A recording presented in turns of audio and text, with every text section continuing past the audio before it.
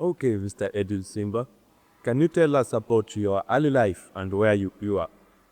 My early life, I grew up in Eastlands. I went to school in Imara Primary. Then I went to secondary in Cardinal Otunga High School, Musocho. Then from there I proceeded to Makerere University, where I did a bachelor's in IT. What kind of student were you in primary and secondary school? Were you a bright student or kwa danda head? Well, I was lucky to be studious. I can say I used to perform well. And that's what got me to where I am. When did you first become interested in computers or technology? IT became my passion as early as from age 12. That's when cybers were coming up. So I used to go and pay to interact with the computers because the machines were not all over. Back then, you had to go to the cyber to interact with the computer. So that's when I picked a passion with computers. Was there a specific moment or experience that inspired you to pursue IT? In short, what inspired you to pursue IT? What inspired me was the stories I used to read about guys who had made it in IT, like Bill Gates and the Oracle founder. Yeah, those are the guys who inspired me to pursue IT as a career. So, how did they influence you? Well, let's just say the biggest influence they had on me was seeing the change, the impact they were creating in the community and the lives they were living. So I wanted to really become like them. Yeah. Okay. What kind of character how did they behave that made you to be perseverance, that made you to want to become like them? The first thing you find is that they are very private. They have a kind of private life whereby they have private jets. If they want to move from point A to B, they don't have to go through the normal airports like you and I. So you find that even their homes are on private islands. They live a fine life. So the pursuit of that led me to study IT. Can you explain more about the course which you did in Makerere University? Well, I pursued a bachelor's in information technology. It was very interesting because back then not many people had done IT. Specifically, there was a course which was called CCNA and CCNP, which not many people had done.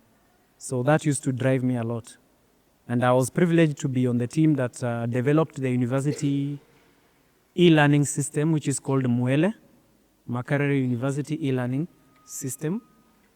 So that also gave me impetus on how to work with content management systems like Moodle and Joomla. So that's how we tinkered around. We were just playing around to find out what works, what doesn't work. That is how we came up with the e-learning system for the university. What challenges did you face during your studies? And how did you overcome them? Sorry. The main challenges in studies is, number one, peer pressure. Because you find that your friends are doing things that sometimes you've never experienced. Here is a guy who has come from Kenya, you're in a new country. I was in Uganda. So you get to experience new cultures. There's a culture shock.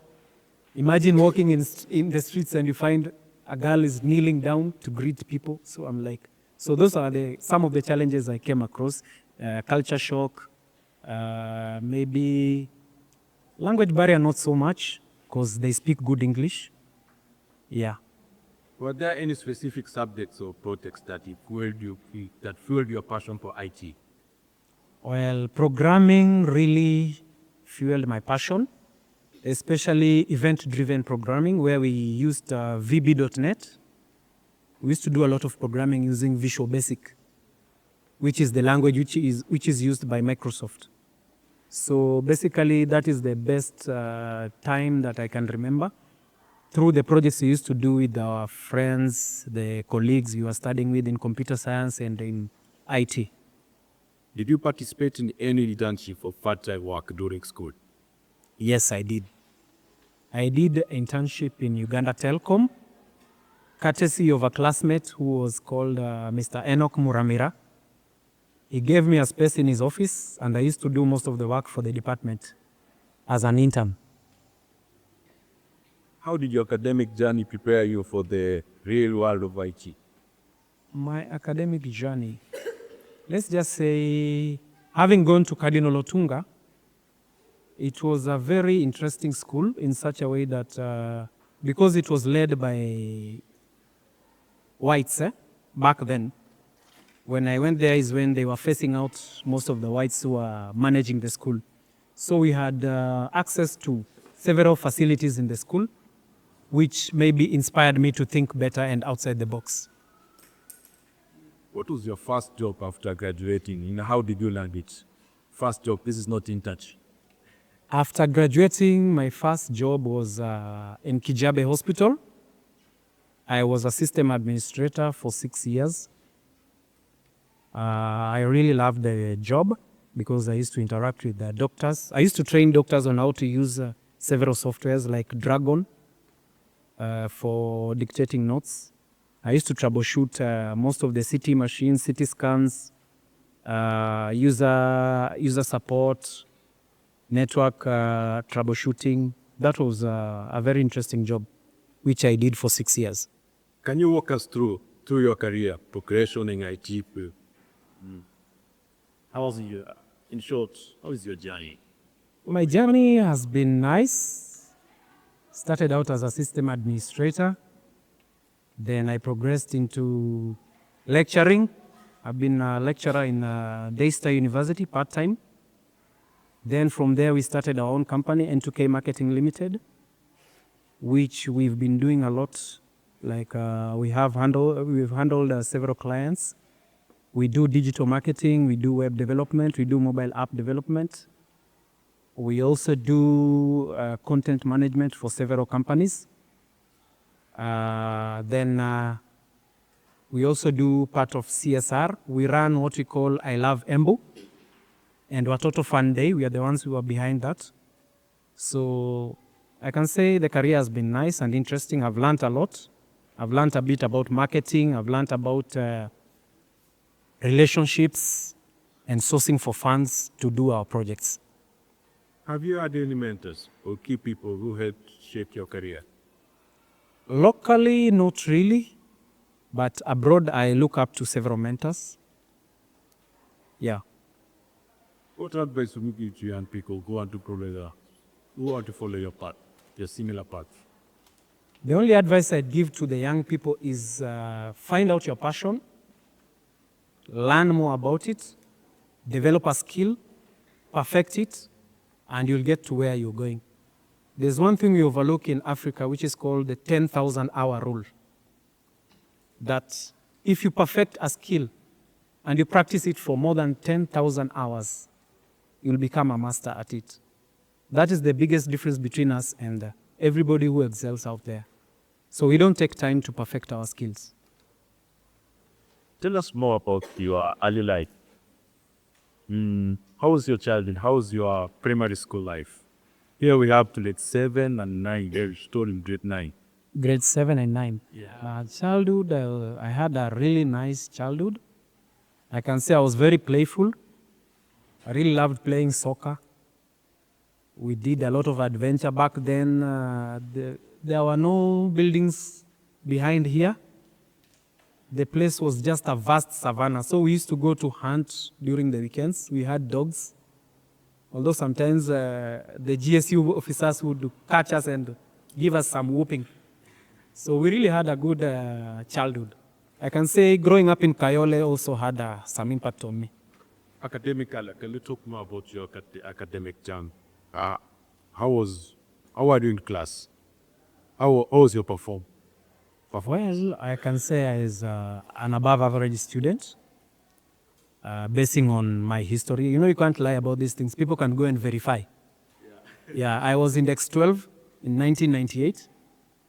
And also in secondary school, I was index 24.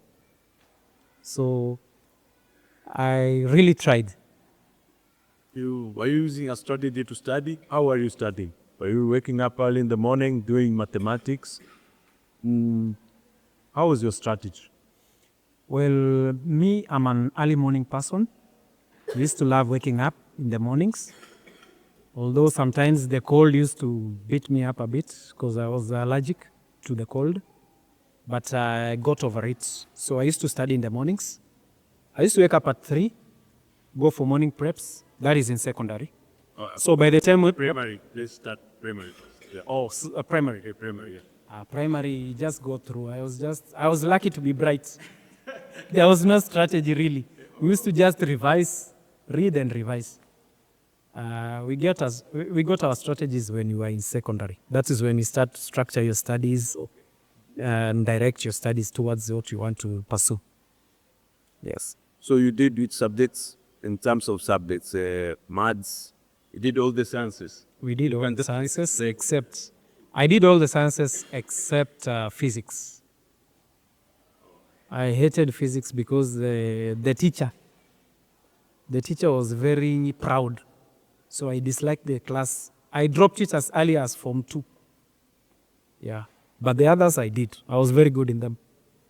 As a captain for IG, can you just give one last word about current event? People want to pursue it, which languages they have to learn. Like nowadays, we have Python, we have Java. Yeah. Well, basing on the future of IT right now, I would encourage you to learn a language called Python.